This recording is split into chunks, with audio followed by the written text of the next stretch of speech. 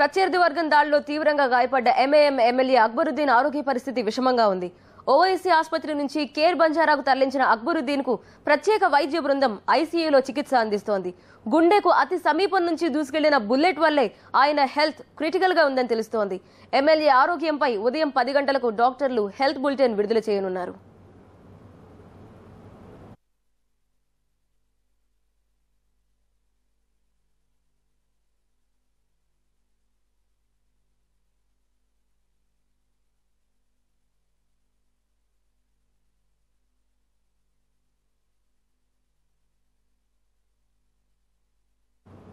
Care hospital వద్ద మా ప్రతినిధి గంగాధర్ సిద్ధంగా ఉన్నారు. అక్బరుద్దీన్ ఆరోగ్య పరిస్థితిపై తాజా సమాచారం అందించడానికి ఓవర్ టు గంగాధర్.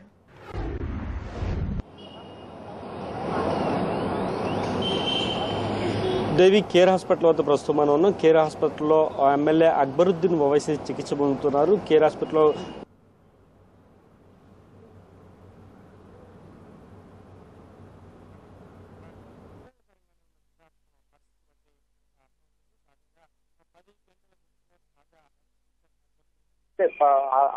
అక్బరుద్దీన్ సోదరుడు అసదుద్దీన్ రాత్రి మీడియాతో మాట్లాడుతూ లేట్ నైట్ చెప్పారు. ఆ పరిస్థితి ఆందోళనకరంగానే ఉంది, అందరూ కూడా సంయమనం పాటించండి.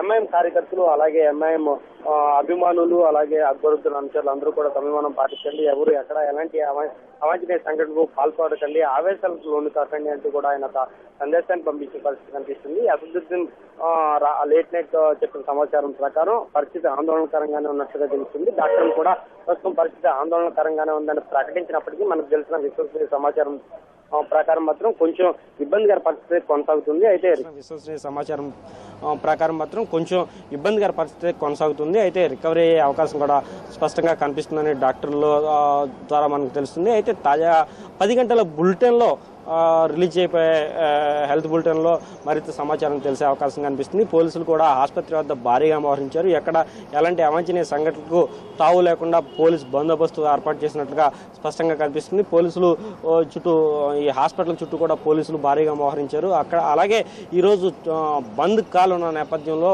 ఓల్డ్ సిటీలో ఎక్కడ ఎలాంటి అవాంఛనీయ సంఘటనలు జరగకుండా పోలీసులు భారీ ఎత్తున మోహరించిన పరిస్థితి కనిపిస్తుంది. పారామిలిటరీ ఫోర్స్ అలాగే ఎస్పీఎఫ్ పోలీసులు, లా అండ్ ఆర్డర్ పోలీసులు, టాస్క్ ఫోర్స్ పోలీసులు సైతం చార్మినార్, శాలిబండ, మొగల్పుర, భవానీనగర్, ముఖ్యంగా చాంద్రాయణగుట్ట, బార్కస్ తదితర ప్రాంతాల్లో పోలీసులు భారీగా మోహరించిన పరిస్థితి కనిపిస్తుంది. బార్కస్, చాంద్రాయణగుట్టలో అత్యంత సమస్యాత్మక ప్రాంతం కావడంతో కూడా పోలీసులు ఎవరిని కూడా రోడ్ల మీదకి అనుమతించట్లేదు. ఈ రోడ్లన్నీ కూడా చాంద్రాయణగుట్ట, బార్కస్ ఈ రోడ్లన్నీ కూడా పూర్తిగా నిర్మానుష్యంగా మారిన పరిస్థితి కనిపిస్తుంది. బస్సులు అలాగే వాహనాలను సైతం కూడా అటు అనుమతించని పరిస్థితి స్పష్టంగా కనిపిస్తుంది. ఎవరు ఎలాంటి అవాంఛనీయ సంఘటనకు పాల్పడకండి, అలాంటి అవాంఛనీయ సంఘటనలకు పాల్పడితే కనుక పరిణామాలు చాలా తీవ్రంగానే ఉంటాయని పోలీసులు చెప్పకుండానే వారి యొక్క చేతల ద్వారా చూపిస్తున్న పరిస్థితి మనకు కనిపిస్తుంది. అలాగే చార్మినార్, లాడ్ బజార్, శాలిబండ, మొగల్పుర, భవానీనగర్లో కూడా పోలీసులు పూర్తిగా మోహరించి ఎక్కడ ఎలాంటి అవాంఛనీయ సంఘటనలు కూడా తావు లేకుండా ఎవరు కూడా రోడ్ల మీదకి రాకండి, ఎవరు కూడా గుంపులుగా ఉండకండి అంటూ ప్రకటిస్తూనే అందరినీ కూడా లోపలికి పంపించేస్తున్న పరిస్థితి కనిపిస్తుంది. షాపులు అయితే ఎప్పుడు అత్యంత రద్దీగా ఉండే చార్మినార్ ప్రాంతం కూడా పూర్తిగా నిర్మానుష్యంగా మారిన పరిస్థితి కనిపిస్తుంది. షాపులు కూడా ఏమీ కూడా ఇప్పటి వరకు తెరుచుకోలేదు. ఎప్పుడు రాత్రి పగలు ఎప్పుడు ఎంతో రద్దీగా ఉండే చార్మినార్ కూడా నిర్మానుష్యంగా కర్ఫ్యూ వాతావరణం హైదరాబాద్లో కర్ఫ్యూ ప్రకటించినప్పటికీ కూడా చార్మినార్, పాత బస్తీ ప్రాంతంలో ప్రస్తుతం కర్ఫ్యూ వాతావరణం అయితే కనిపిస్తుంది. దేవి రైట్, థ్యాంక్ యూ గంగాధర్. నిర్మానుష్యంగా